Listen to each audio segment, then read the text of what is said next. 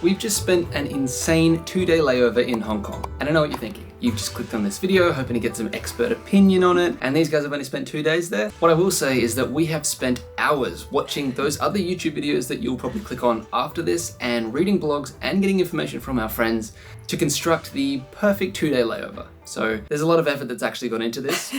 Stick around. Okay, before we go through the best things there are to do in all of Hong Kong, we're gonna go over 7 things you need to know / need to download before you get there. Octopus cards.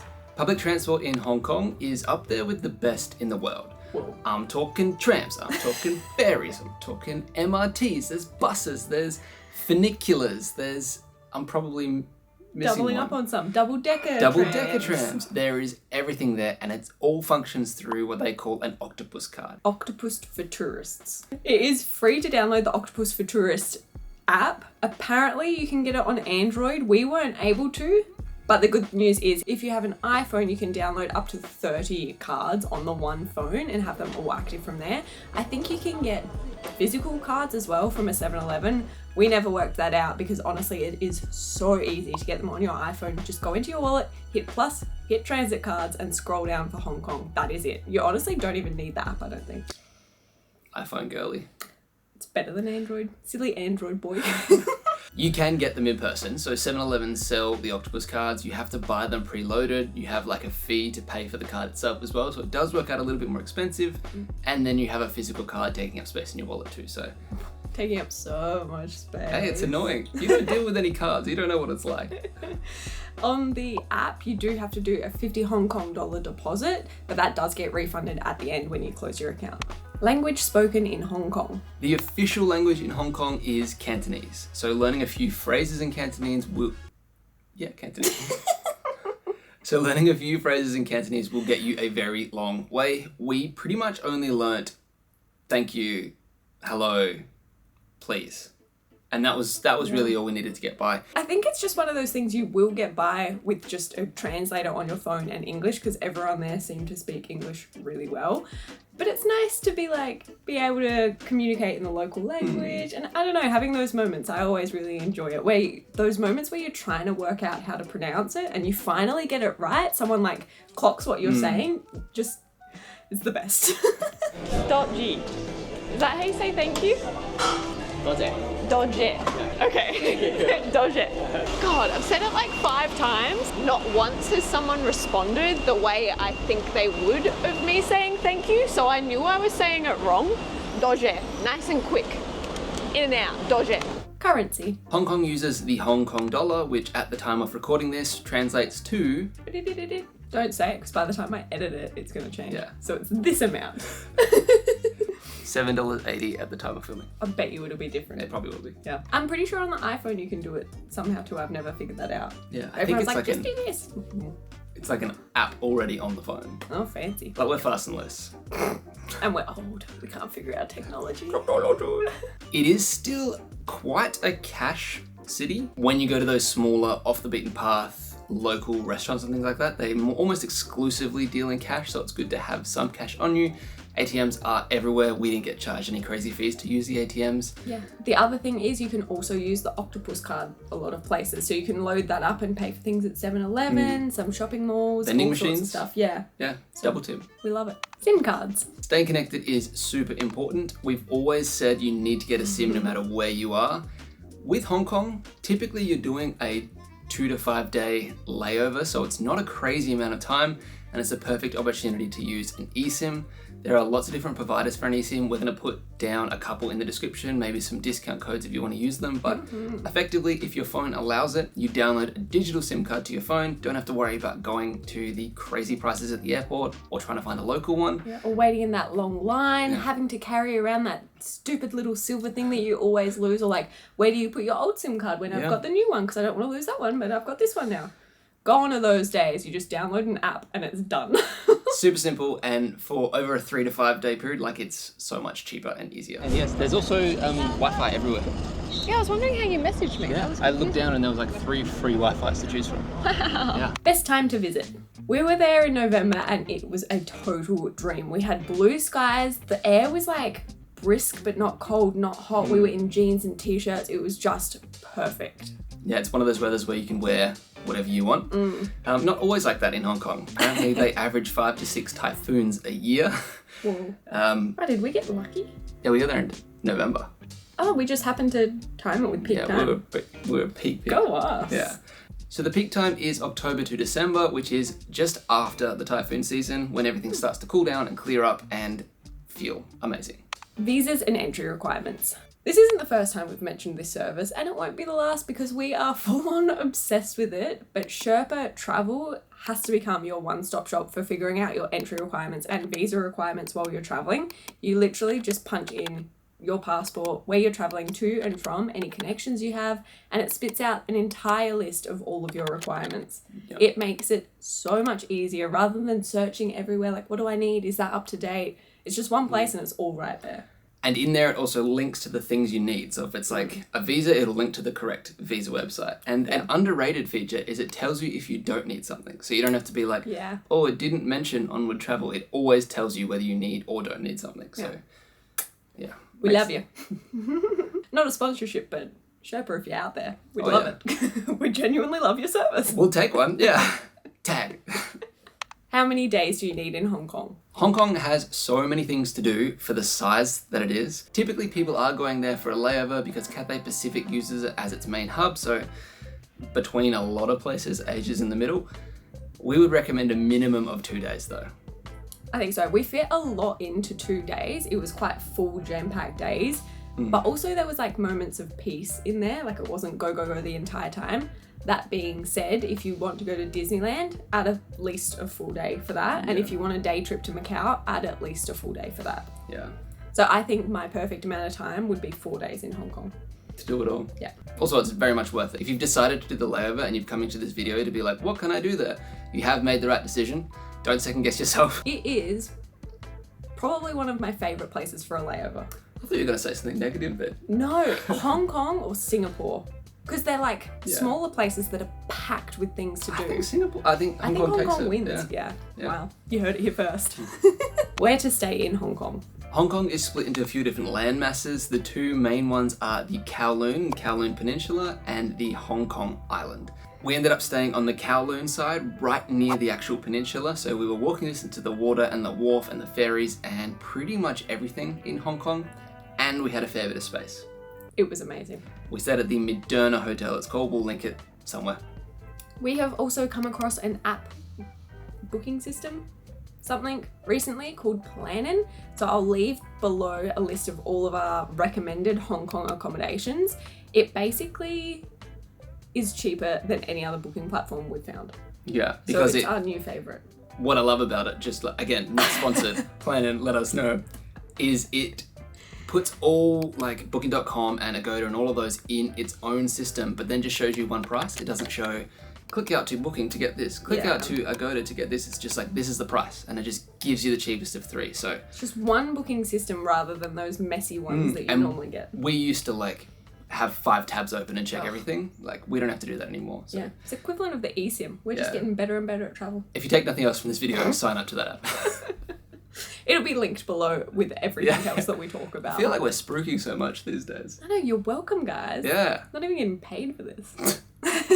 Okay, now that you know what you need to go to Hong Kong, we're going to go through everything you can do and objectively fit in a 2-day period. We're going to structure this by first going through the Kowloon side, things to do and what to eat, and then go through the Hong Kong Island side, things to do and what to eat, just because we don't know where you're staying, and we don't want to say, start your day right in Kowloon if you're staying on the island. Anyway. Hopefully this makes it easier. Yeah. Kowloon. Avenue of the Stars, Bruce Lee statue. This is a real whistle on that one. Do it again. This is a super popular thing to do in Hong Kong. It's essentially a waterfront promenade. Think of it akin to the Hollywood Walk of Fame. It's got handprints to all acclaimed actresses, actors, directors, thespians, a pig. That one was weird. I still didn't understand that. I think it's like Bugs Bunny adjacent. It's like a character, yeah. The standout thing is definitely Bruce Lee's statue. He was named the actor of the century, and he has a beautiful statue there to commemorate that. extra points if you're going to do the Avenue of the Stars is to go to Bakehouse beforehand, pick up a little picnic and take it down there and enjoy, because that was just the best way to start a day. That's true. The Bruce Lee statue has become like a pilgrimage site for people that like martial arts as well. So you'll see a lot of people taking photos. Like, they love it. Yeah. We were one of them. So. Australian Dairy Co. The Australian Dairy Co. is not an Australian eatery. Apparently when they started, and probably still now, they ship their dairy products from Australia, and that's how it got its name. But it's actually one of the most prolific Hong Kong cafe/eateries. It's known for being like super intense and no frills, get in, order, eat, get out, and okay food. Seems so much fun, and it is incredibly highly recommended. We tried to go there. We didn't plan our day super well, like as far as looking things up of how much things cost or opening time, so we went on the one day of the week that they're shut. Yeah. Which is a Thursday. Which you wouldn't think to be a Thursday, but it's a Thursday. Yeah. I think one of the most popular things to get there is like a scrambled egg dish. And milk pudding. Yeah, so try that and let us know how it is, because we missed it. I don't even know what milk pudding is, but Pudding made from milk. thank you so much. Cup Noodle Museum. This is a museum celebrating the creation and proliferation of cup noodles. Big word. Big word, huge word. Proliferation. All its tentacles going everywhere. Yeah, okay. Got it. It documents like the rise in popularity, but then also the cultural impact of it. It's quite a good museum aspect, but there's also opportunity to make your own custom cup noodle. Yeah, it's a very interactive sort of museum. If you love cup noodles, highly recommend.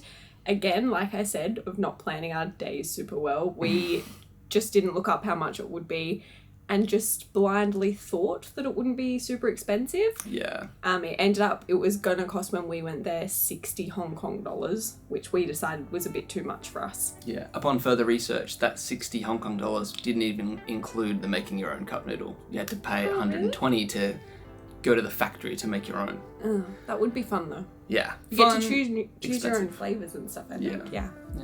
Duckling cruise. This is an absolutely must-do for your Hong Kong. I know I said this before, but if you take one thing from this video...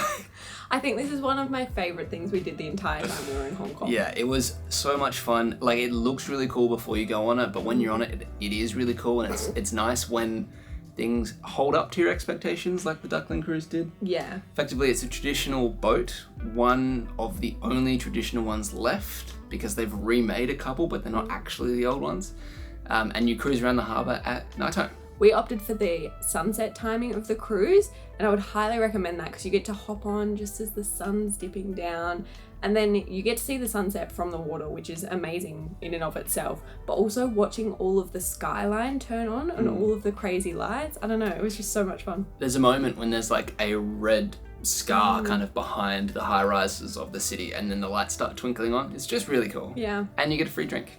You do. So water, Free. a juice, or a beer. Yeah, an included. Yeah, an included drink. There is other options. So we heard while we were on the cruise that there's like the fancy one with a cocktail that you could opt for, or there's the historical one with a beer.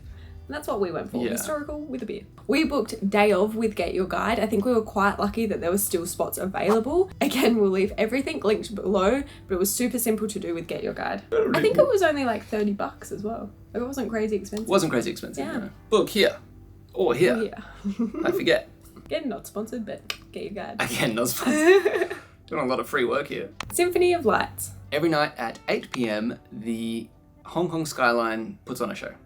Effectively, it lights up the skyline with lasers and lights and all for free. They call it the Symphony of Lights. It's meant to be pretty majestic. And on the Kowloon side, on the peninsula there's like a viewing platform set up. But you can see it from pretty much anywhere on there. So if you're on the Avenue of the Stars, you should get a pretty good view as well. Disclaimer, we didn't actually stick around to watch this. We've heard from some friends, it's amazing, they teared up. We heard from other friends, don't bother. Yeah. So go and let us know what you think. We were there sitting, waiting, but then we realised we would be sitting around for an hour to wait for it. So we ended up bailing. Yeah. We ate dinner and left. Yeah, so can't guarantee that's going to be a good one. But you should try it anyway, because it's free. And if you're out anyway, Why not? why not? Kowloon Park. There is a huge park on the Kowloon side of Hong Kong. It's called Kowloon Park. It's got heaps of animals, a walking trail, a running track, Lots of places to sit and picnic, water fountains, as they have a sculpture walk that you can do to see different sculptures. Yeah. Hong Kong's version of Central Park. Hong Kong's version of Central Park, and flamingos too. Yes, that was the reason we really wanted to go there, to see some flamingos. Unfortunately, they were closed for maintenance and cleaning, that sort of stuff while we were there, so we didn't get to see them. But it was fun to just walk around and get out of the city for a while, you know, feel Still like you're really in a beautiful garden. place, Yeah, stunning. Really enjoyed it. One bonus recommendation I thought of as I'm editing this video is the Shanghai pan-fried buns. This is on the Kowloon side and they are delicious. We went back here 2 times during our visit in Hong Kong. Considering we were there for only 2 days, I feel like that's saying a lot. That is all that we got to on the Kowloon side. Obviously, there's going to be stuff we missed, so let us know in the comments. But we're moving on to the Big Daddy, the Hong Kong Island. I don't know why I said Big Daddy, sorry. Hong Kong Island. Manmo Temple. This is one of my favourite temples we have ever been to. I think it's the oldest temple in Hong Kong. It's one of. One of. It is surrounded by giant skyscrapers and it's just this tiny little temple that as you're walking up, it's like puffs of smoke coming out of all of the chimneys and windows, and you walk in and it is thick with incense in there. It is so unique. Feels like you can push the incense away, it's so thick. But it's the moodiest, it's got a red hue from all the burning of the incense and like the candles and the open flames, I don't know. Yeah. I just loved it. Free to enter as well, so no excuses to not do it if you have time. You can donate to the temple in the form of buying your own incense and burning that. If you choose to do that, I believe you get a little piece of paper to write your wish on, and they believe that the smoke from the incense is carrying that up to the gods. Also, if you see people there that look like they're in school or studying, it's because apparently the temple is dedicated to literary gods and they're praying for a good result in an exam, and it's still, they do it all today still. So cute. Ding ding trams. For 3 Hong Kong dollars, you can ride effectively a piece of history of Hong Kong. There are double-decker trams from 1912 circling the Hong Kong Island. Well, not circling, they're going up and down, but they're on Hong Kong Island. It's a really cool and unique way to get around the city and offers a high-up perspective of everything. I really enjoyed it for 3 Hong Kong dollars to get where you're going. It's amazing. There is another option. You can pay 150 Hong Kong dollars and you get to go on a tour historical version of the Ding Ding, where they give you a tour of the city as you go along. In that ticket price, you also get 2 days of unlimited rides on the Ding Dings. Yeah. So if you knew you were going to be using them all the time, it would be worth it. We didn't ride it until the end of the 2nd day, so it wasn't didn't worth make it for sense. us. Yeah. Also, they're called Ding Dings because of the noise they make when they take off. Ding Ding. Quick note on the Ding Dings is that you enter at the back of the tram and then you pay as you exit at the front. Yeah. Confusing. If we didn't know that, we would have been at the front being like, let us in. So now you know. Also, go upstairs and try and get the back because there's a little 4-seat and you can just see out the back and it's so much The fun. view out the back is really cool. Peak tram. From one tram to kind of another. This peak tram could more accurately be described as a funicular because it goes at a 48% gradient, straight uphill. Crazy. It's significantly more expensive than the Ding Dings, but it's worth it. The angle alone kind of feels like a fair ride, but it takes you up to a beautiful spot. Yeah. I would highly, highly, highly recommend going first thing in the morning because the lines can get bonkers, but we had a whole section of the tram to ourselves because we were there at 7:30. Yeah, get down when it that's not opens even if you that early. can. Yeah.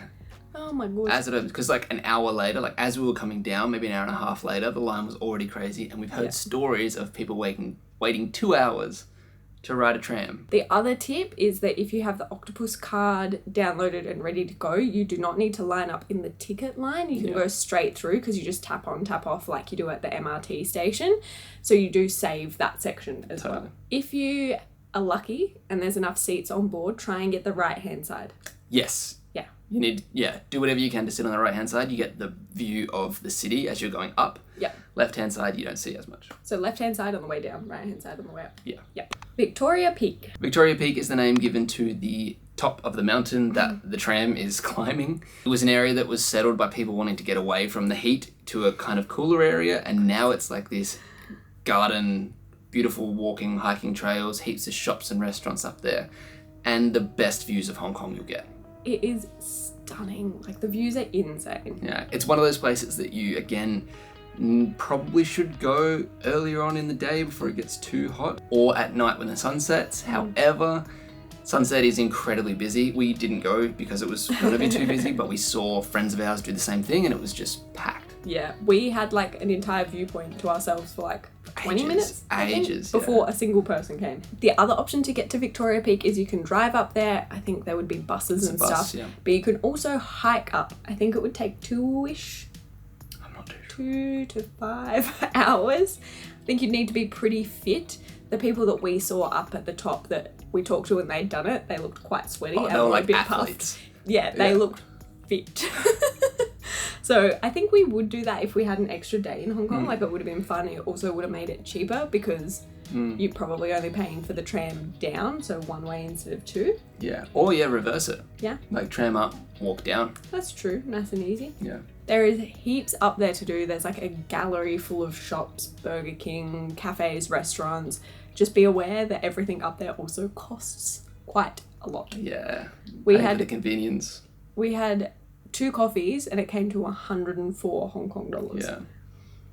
And there's a sky tower as well if you want to get an even better view, I imagine. I don't think but it would be worth it. I don't think it's that much better, especially if you're there early and by yourself. Like, yeah. Central Market. the Central Market in Hong Kong was once an old wet market, but has been converted now into an eatery and just a vibey place to get some food and get some shopping done. It is very centrally located, as the name would suggest. Again, when we were there, things were closed. It definitely hadn't hit its peak of people, so you'd probably want to aim for the Central Market at about lunchtime. I think so. We were there around 10:30 and people were still setting up for the day. Yeah. There was only a handful of things open, but the architecture in there is beautiful. So even just being able to walk around, you see that whether things are open or closed. So it was still awesome to go through. Free to walk around and right next to the next thing that you should do. Central mid-level escalators.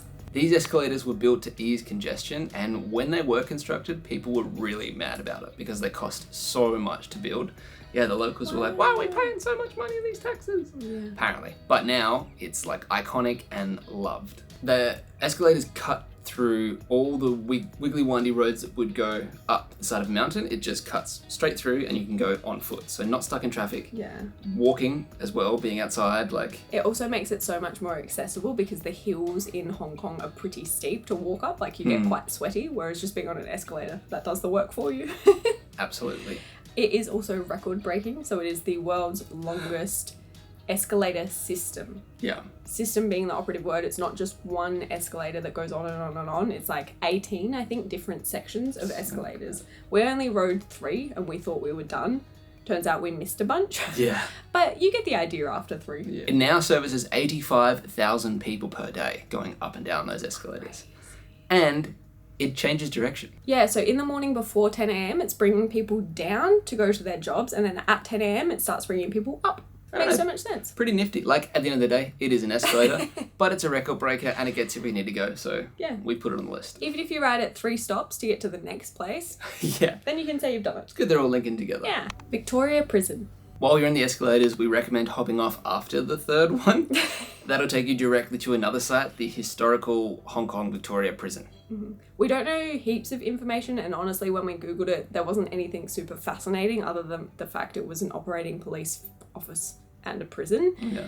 But it has been turned into this open creative space with cafes, bars, like museum things. It's a really cool area to get away from the city. Like, you feel like you're just contained in a prison, I guess. Yeah. But nicely.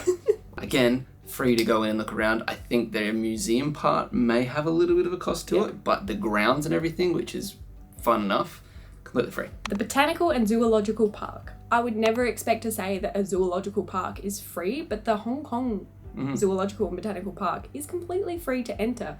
It is this huge sprawling area of the botanical gardens. They have gibbons, birds, all sorts of animals that you get to see for free. It's awesome, and it cools you down so much being amongst nature. Yeah. Water fountains, nice lawn yards to like picnic on. Definitely worth your time to go there because it's, again, a nice place to get away from the hecticness of the city. Oh, that's right. It's got something like one of the oldest parks or something. Yeah, I think it's the oldest zoo. Yeah, we'll find that fact and let you know.